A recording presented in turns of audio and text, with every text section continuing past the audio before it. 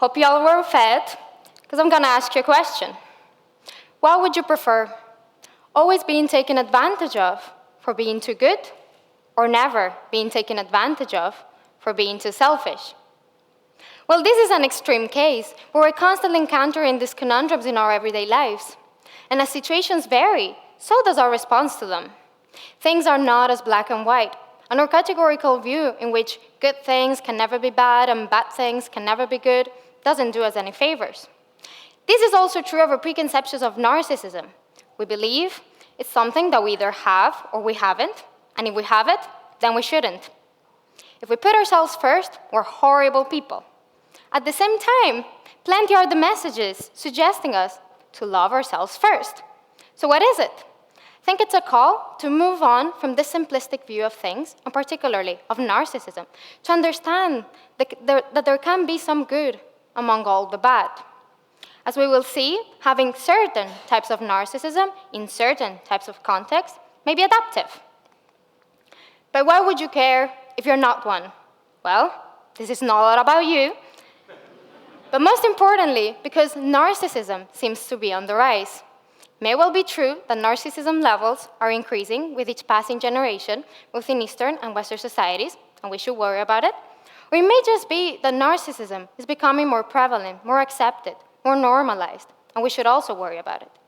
And at this rate, one day, we may all become narcissists.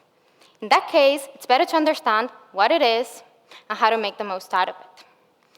And like many of you here, I didn't know much about narcissism myself, only that it was a bad thing. And it wasn't until I started my psychology degree that I quickly realized that everything I thought I knew about people, well, was wrong. So here's a few things I've learned about narcissism. Narcissism as such is a personality trait called subclinical narcissism, which we all possess to certain levels.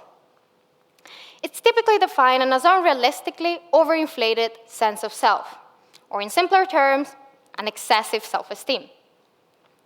Of course, there are many other characteristics, but these vary with each different type of narcissism, because I've also learned there are different types, which vary on the basis of the level of selfishness and on the level psychopathological risk.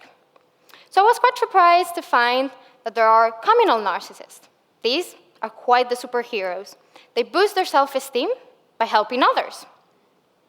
But the interest fell on two other types, which are the following. Grandiose narcissists, they think they're the best. They want you to recognize they are. They love attention.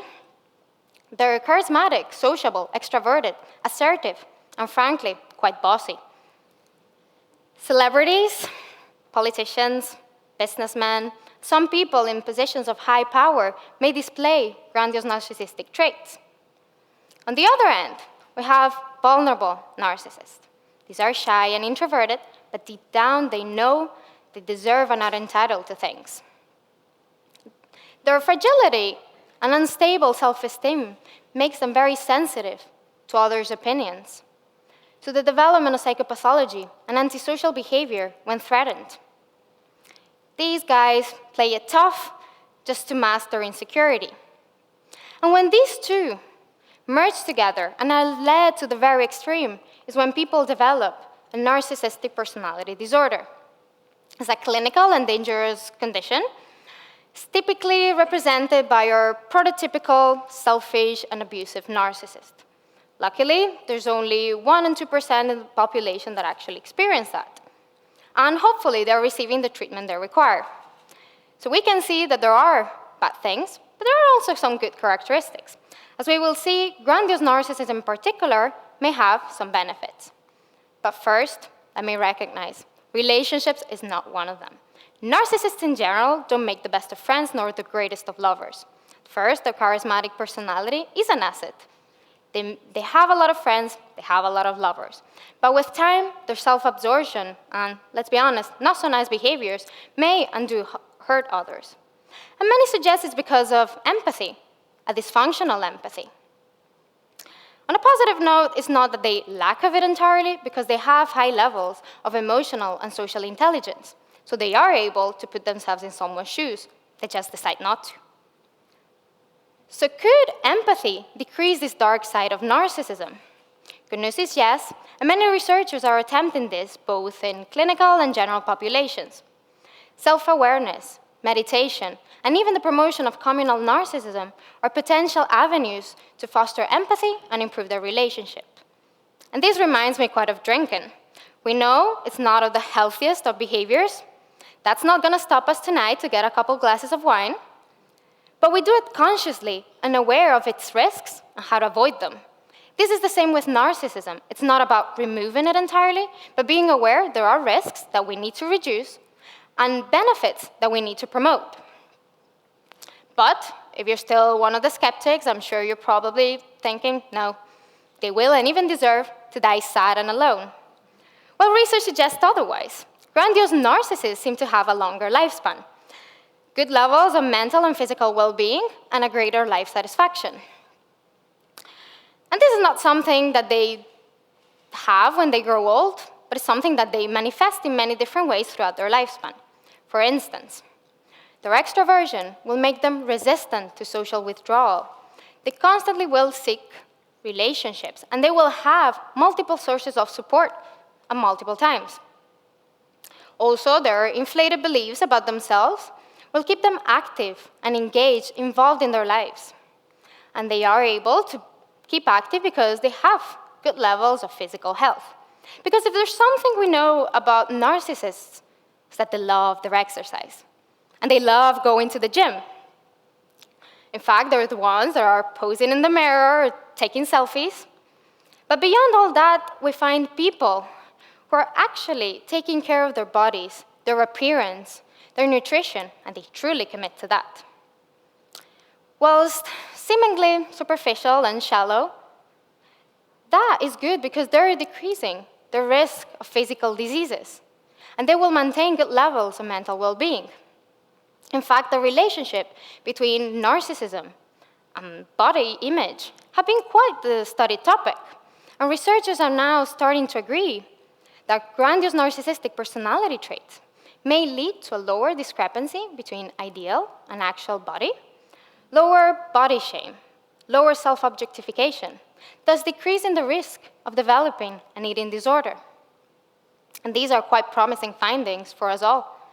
Body positivity movements are here for a reason, to make us feel comfortable in our own skin, but especially to be resistant to negative comments making us think otherwise, making us insecure.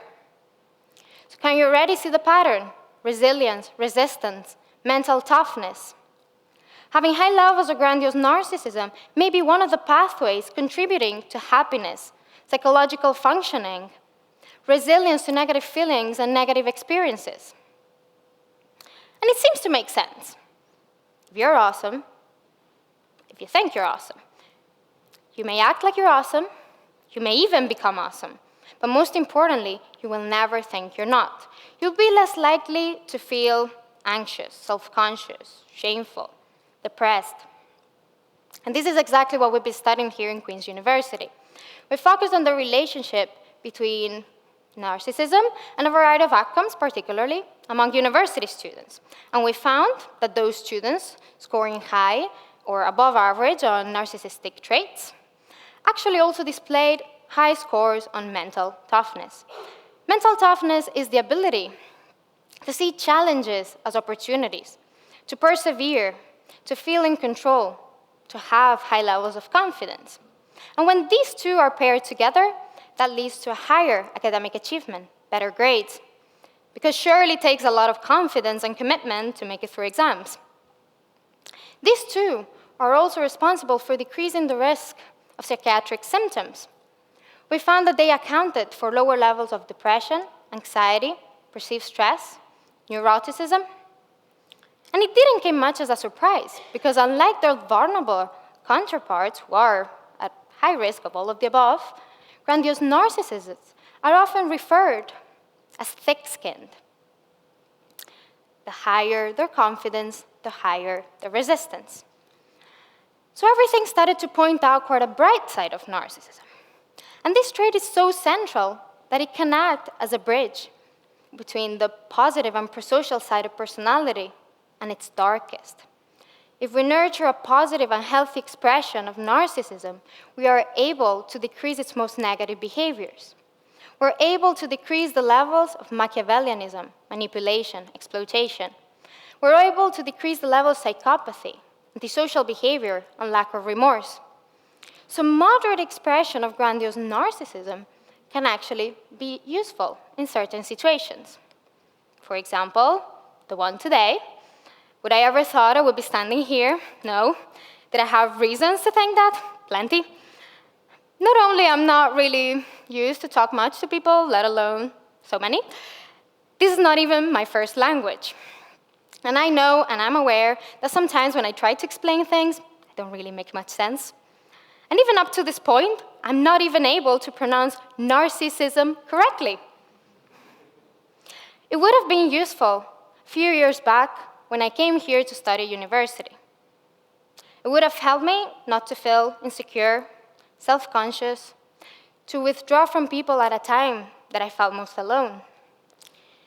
I wouldn't have felt anxious, worried, or scared of how people may react, what they would think, will I ever fit in?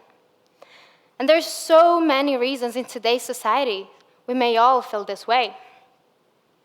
We live in a society that keeps us and puts us in constant pressure to achieve, to be successful, to be good-looking, to have money.